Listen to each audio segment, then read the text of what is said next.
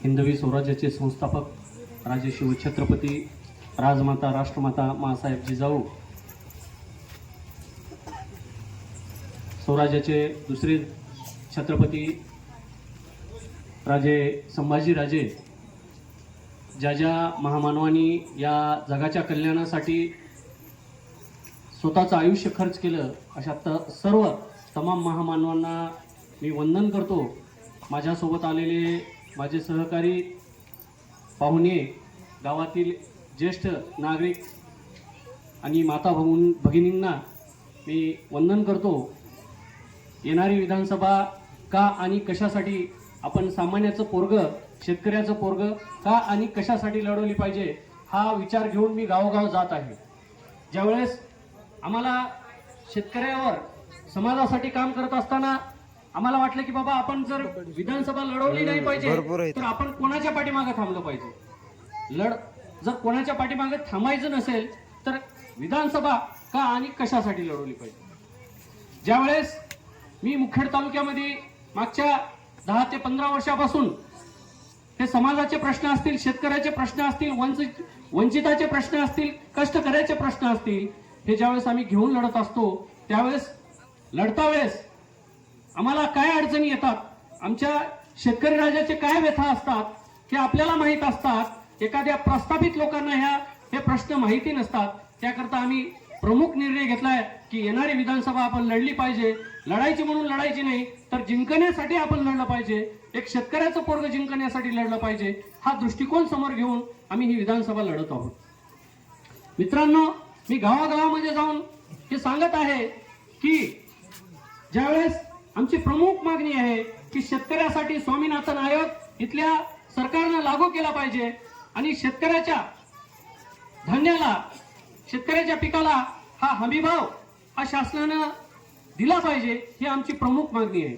ज्यावेळेस आपण बाळा बस सोड 2 मिनिट, ज्यावेळेस आम्ही वेगवेगळ्या गावामध्ये जाऊन विचार सांगत आहोत तर विचार कोणता सांगितला पाहिजे हा सुद्धा महत्वाचा आहे। ज्यावेळेस आपण मतदान करणार आहोत, मतदान आपण काय म्हणून बघितलं, काय म्हणून करायचं। ज्यावेळेस एक शेतकऱ्याचं पोरग, कष्टकऱ्याचं पोरग, ज्यावेळेस माझा बाप नांगराच्या माग नांगर हाणतोय, त्यावेळेस नांगराच्या मागे हाणतावेळेस त्याच्या धावा किती होतात, धावानंतर त्याला घाम किती गळतंय आणि घाम गळाल्याच्या नंतर ज्यावेळेस त्याचं धान्य पिकवतंय, धान्य पिकवल्याच्या नंतर जर एखाद्या सोयाबीनला इथलं शेतकऱ्याच्या हमी भाव जर सरकार देत नसेल, आज सोयाबीनचं घ्या 4 ते 4.5 हजार भाव आहे। आपण साधं एक जर बॅग कापायची म्हणलं तर 4.5 हजार त्याचा खर्च आहे। पण ज्यावेळेस शेतकरी हा राबून हा धान्य पिकवतोय आणि त्याच्या धान्याला कवडी मोल भाव ज्यावेळेस मिळतोय त्यावेळेस शेतकऱ्याच्या डोळ्यामध्ये हे अश्रू येतात। ते अश्रू पुसण्यासाठी आम्ही येणारी विधानसभा लढवतो। आम्हाला वाटतंय की बाबा शेतकऱ्याला, हे शेतकरी कामगार पक्षाची आमची प्रमुख मागणी आहे की सोयाबीनला 8.5 हजार भाव मिळाला पाहिजे, तुरीला हे 15,000 भाव मिळाला पाहिजे, कापसाला 12,000 भाव मिळाला पाहिजे। जर इथल्या सरकारनं जर शेतकऱ्यासाठी स्वामीनाथन आयोग लागू जर केला तर आम्हाला कोणत्याही शासकीय योजनेची काही गरज नाही। बंधूंनो, ज्यावेळेस हे आम्ही प्रश्न घेऊन जात असतात त्यावेळेस आज तालुक्यामध्ये पीक विम्याचा प्रश्न आहे। किती जणाला पीक विमा मिळाला, हात वर करा बरं, मिळाला का काही जणाला? काहीच नाही।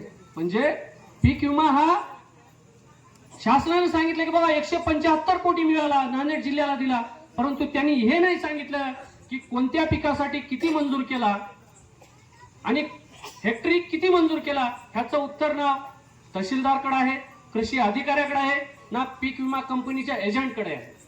म्हणजे ह्या महाराष्ट्रामध्ये जर सर्वात मोठा भ्रष्टाचार जर असेल ना, हे पीक विमा कंपनीच्या माध्यमातून भ्रष्टाचार आहे। पीक विमा कंपनीचे पैसे कोणाचे आहेत? सामान्य शेतकऱ्याच्या खिशातले पैसे आहेत।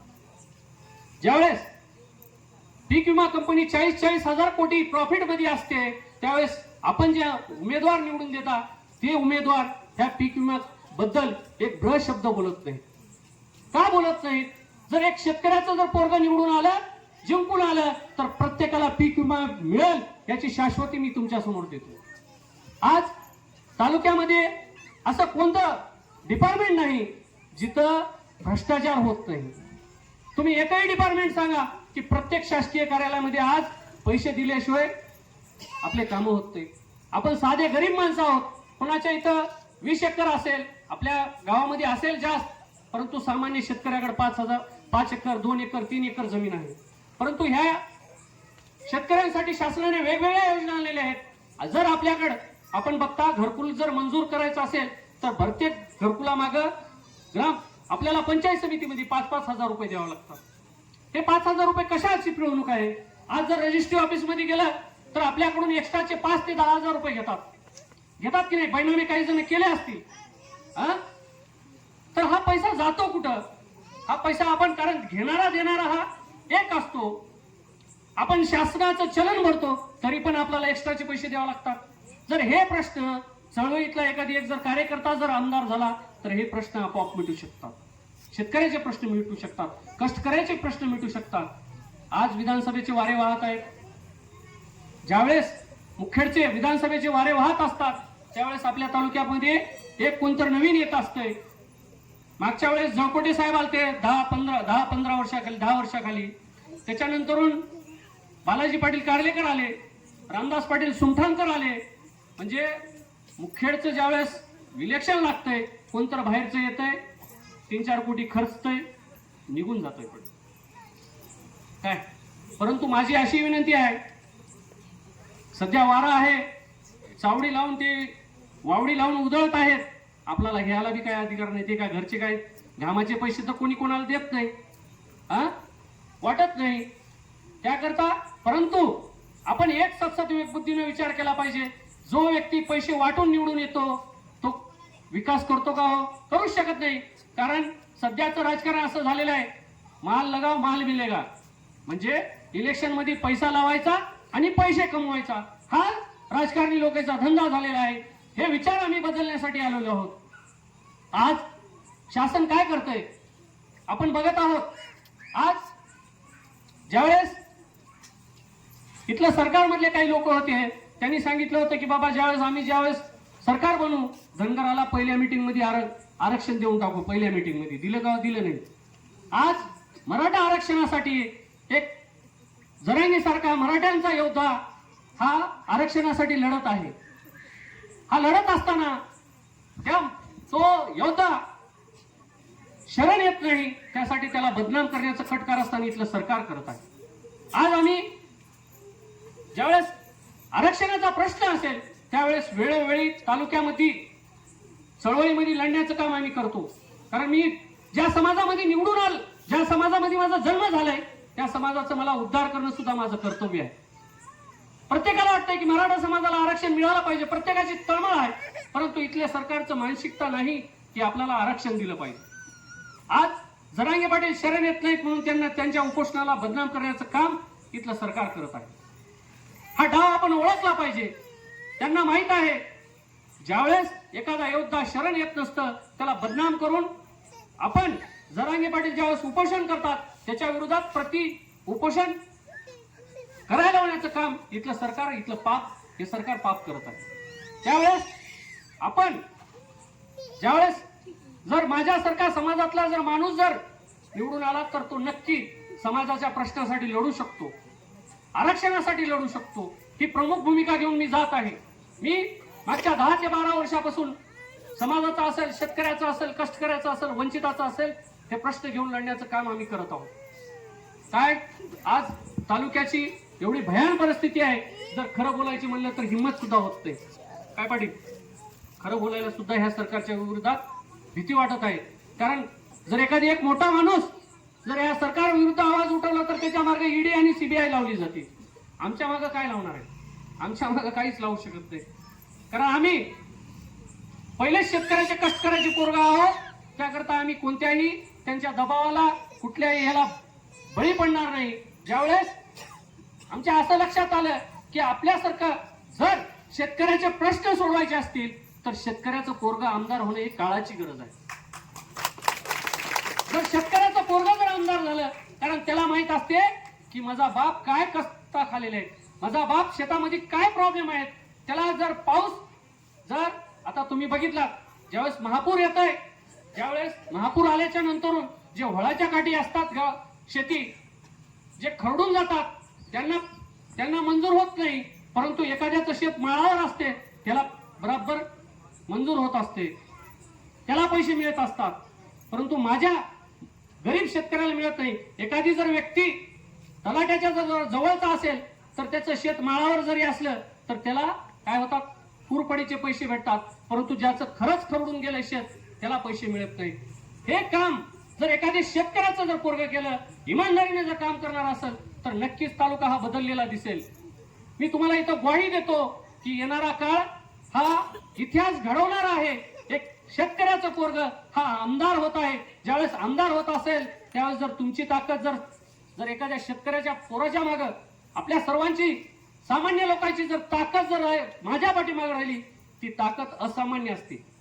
काय त्या ताकदीला कोणीही हरू शकत नाही. मी ज्यावेळेस प्रत्येक गावामध्ये जात आहे त्यावेळेस मी माझे विचार सांगताना तिथले लोक म्हणतात, साहेब ह्या चोरायला निवडून द्यायच्या ऐवजी तुमच्यासारखं शेतकऱ्याच्या कष्टकऱ्याच्या प्रश्नावर काम करणाऱ्या पोराला निवडून दिलं तर काय हरकत आहे.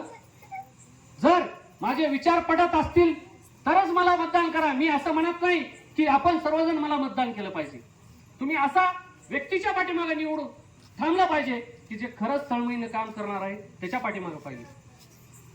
माझा पक्ष हा शेतकरी कामगार पक्ष आहे. शेतकरी आणि कामगार काय आहे, शेतकऱ्याच्या वंचिताचे कामगाराचे प्रश्न सोडवणारा हा पक्ष आहे.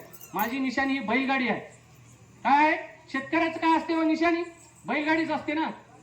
काय दुसरं काय राहणार आहे? त्याकरता मी हा पक्ष माझा आणि मी पक्ष हे शेतकऱ्याच्या काम करण्यासाठी हा पक्ष सदैव तत्पर राहणार गेले. तुम्ही मला जे ओळखत असतात, इथले 25-30% लोक मला ओळखतात, गावातले काय ओळखता का नाही? परंतु आतापर्यंत काम करत असताना एक जणही सांगावं की मी ह्या टेबलाला एखादी निवेदन दिलं आणि तिथून मी त्या अधिकाऱ्याकडून पैसे घेतले, असं. कारण मी आतापर्यंत स्वाभिमानी आहे. माझ्या रक्तात बैमानी कधीच नाही. ज्यावेळेस एक स्वाभिमानी माणूस स्वाभिमानाची लढाई लढत असेल त्यावेळेस आपण सर्वांनी जर ताकदीने जर माझ्या पाठीमागे जर थांबलो, नक्कीच येणारा काळ हा सुवर्ण राहणार आहे. आज काय हो, आपल्या तालुक्याची परिस्थिती काय आहे? आपलं बुडीत क्षेत्र मागच्या कधीपासून आहे, लढत आहे, तिथले लोक सुद्धा आहेत. मागच्या 35 ते 40 वर्षापासून हे धरण 51 कोटीचं होतं, आज किती कोटीच्या घरात गेलेलं आहे खर्च बघा. म्हणजे त्यांची मानसिकता आहे की जेवढं धरण लांबत जाईल तितकं त्यांचे प्रॉफिट वाढत जाणार आहे, त्यांचे गुत्तेदाराच्या खिशात पैसे जाणार आहेत. त्याकरता इथल्या पुनर्वसनाचा सुद्धा प्रश्न आहे. ज्यावेळेस मोर्चा आला होता त्यावेळेस मी पहिल्यांदा सांगितलं होतं, मला इथल्या लोकांनी आमंत्रित केलं होतं शिवाजी महाराजांच्या पुतळ्याच्या समोर. तेव्हा मी सांगितलं की बाबा पुनर्वसनाच्या प्रश्नासाठी ज्यावेळेस एका वकिलान म्हणून माझी भूमिका जे काही असेल, मला कधीही हाक द्या, मी तुमच्या हाकेला धावून येणारा वकील आहे. म्हणजे मी असा बोलून नाही तर करून दाखवणारा व्यक्ती आहे. जे ओळखतात त्यांना माहिती आहे, एखादी जर मी काम घेतलं तर पूर्ण करत असतो. आज शासन हे आपल्याला जे 100 रुपयाचं बॉन्ड भेटते की नाही पाटील, ते आज 500 रुपयाला केलेलं आहे. म्हणजे आपल्या गरीबाला जर एखादी एक बँकेमध्ये शपथपत्र जर द्यायचं असेल, आता इथून 500 रुपये मोजावे लागतील. किती? 500 रुपये. शासन एका हाताने देत आहे, त्याच्यापेक्षा 4 पट हाताने आपल्या काढून घेत आहे. हे आपल्याला कळत नाही. आज आपण बघत असाल प्रत्येक भाव हे वाढलेले आहेत. तेलाचे भाव वाढलेत, डाळीचे भाव वाढलेत, काय महागाई हे गगनाला भिडलेली आहे. अशा वेळेस आपण सत्सद विवेक बुद्धीने विचार केला पाहिजे. शासनाने लेख लाडकी योजना आणली, परंतु जर लेख लाडकी योजना आणायची असली असती, आपलं सरकार हा या 2.5 वर्षापासून आलेलं आहे, जर तेव्हा आणली असती तर माझ्या मायमाऊलीच्या हा आज खिशामध्ये 18 म्हणलं तर किती होता तो? तुम्हीच बघा, एवढे पैसे जमा झाले असते. मग हे इलेक्शन आलं त्यावेळेसच ही योजना आणली बाबा, आमचं काहीच पोटसूळ उठत नाही. त्या निमित्तानं तर ते काय घरचे पैसे देत नाहीत, आपला पैसा आपल्यालाच देऊ लागले. कारण एका हाताने घेत आहेत, दुसऱ्या हाताने देत आहेत. त्यांचा डाव सुद्धा आपण ओळखला पाहिजे, त्यांची काय आहेत. अहो सर, माझं इथे एक नवीन आलेत उमेदवार, ते त्यांचे लोक म्हणू लागलेत महापुरुष आहेत, विकास पुरुष आहेत. एका महिन्यामध्ये कोणी हे होऊ शकते का भाग्य विधाता तालुक्याचं? होऊ शकते का? होऊ शकतं. जर माझा प्रश्न आहे त्यांना, जर तुम्ही जर खरंच जर काम करणारे जर इथं असाल, तुम्ही मुख्यमंत्र्याचे सचिव होता, मग का नाही हो सचिव आहो ना. तुम्ही एक काम करा, तुमच्या शिंदे साहेबाला एक फोन करा की ह्या मराठा समाजाला तुम्ही आरक्षण द्या. मी स्वतः पाठिंबा देतो, मी लढणं मी माघार घेतो. कारण तुम्ही जर सर्वात आमचा काळ जर प्रश्न असेल तो आमच्या आरक्षणाचा प्रश्न आहे. तुम्ही फोन करा, तुमच्या हातात सत्ता आहे, तुम्ही सचिव आहात, तुम्ही अर्धे मुख्यमंत्री आहात, का नाही हे सोडू शकत? हा, आज 2.5 वर्षापासून खरंच तुम्ही सत्तेत आहात. जर राहिले असते ते पुनर्वसनाचा प्रश्न आपला मिटला असता. जर तुमची खरीच मानसिकता राहिली असती हा प्रश्न मिटवला असता तुम्ही. मुखेड तालुका असा आहे, आपला आमदार बाहेर जाऊन 2-2 वेळेस आमदार झालेला आहे आपल्या तालुक्यामध्ये. बाहेरचा येऊन इथं आमदार होऊ शकते का हो? कदापि होऊ शकत नाही. जर मी काय म्हणलो, मी पाळ्याचा आहो, मी इडग्या हो मध्ये येऊन सरपंच होतो म्हणलं तर तुम्ही काय म्हणता, आमच्या गावात पहिलेच भांडणं लागले सरपंच केला. तुम्ही कुठं होता हो? म्हणजे पहिलेच इथं आमदारकीला भांडणं लागले तालुक्यातले, बाहेरचा माणूस येऊन कसा सभाजल इथं? आमची लढाई आम्ही आहोत, आमच्या तालुक्यातले आम्ही बघून घेऊ.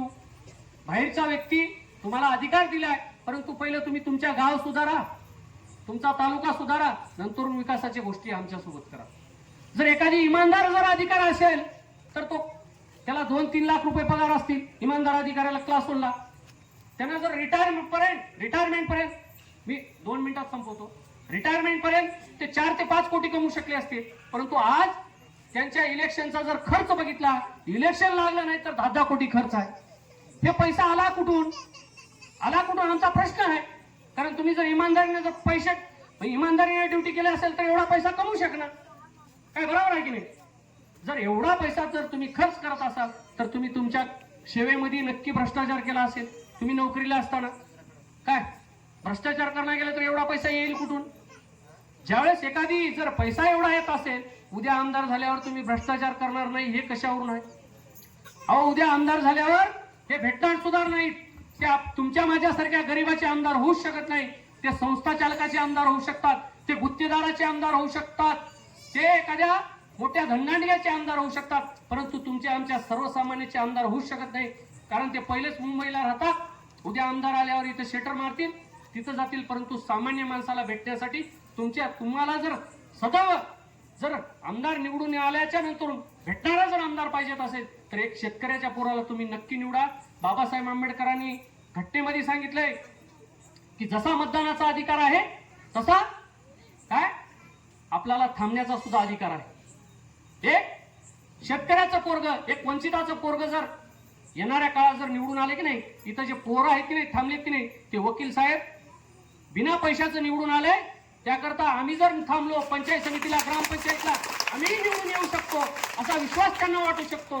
त्याकरता ह्या विश्वासाला तुम्ही तडा न जाऊन देता माझी या मायमाऊली बंधू भगिनीसमोर माझी विनंती आहे. एक शेतकऱ्याचं पोरग, कष्टकऱ्याचं पोरग, नेहमी आपल्या समाजासाठी झटणारं, शेतकऱ्याच्या प्रश्नावर आवाज उठवणारा पोराला जर तुम्ही निवडून दिलात, आपले अर्धे हे प्रश्न हे आपोआप सुटू शकतात.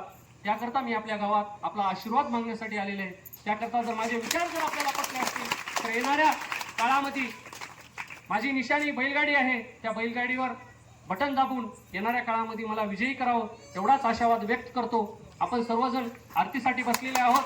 आई जगदंबेच्या, अंबाबाईच्या कृपेनं, दुर्गामाईच्या कृपेनं येणाऱ्या काळामध्ये जर मला लढण्याची ताकद दिली आणि आपला आशीर्वाद भेटला तर येणारा काळ हा आपला सर्व शेतकऱ्याचा राहणार गेले. एवढंच सांगतो. मी माझ्या विचाराला विराम देतो. जय जिजाऊ, जय शिवराय, जय भीम. पुनश्च एकदा आपल्या सर्वांचे मी इथं आभार व्यक्त करतो. धन्यवाद.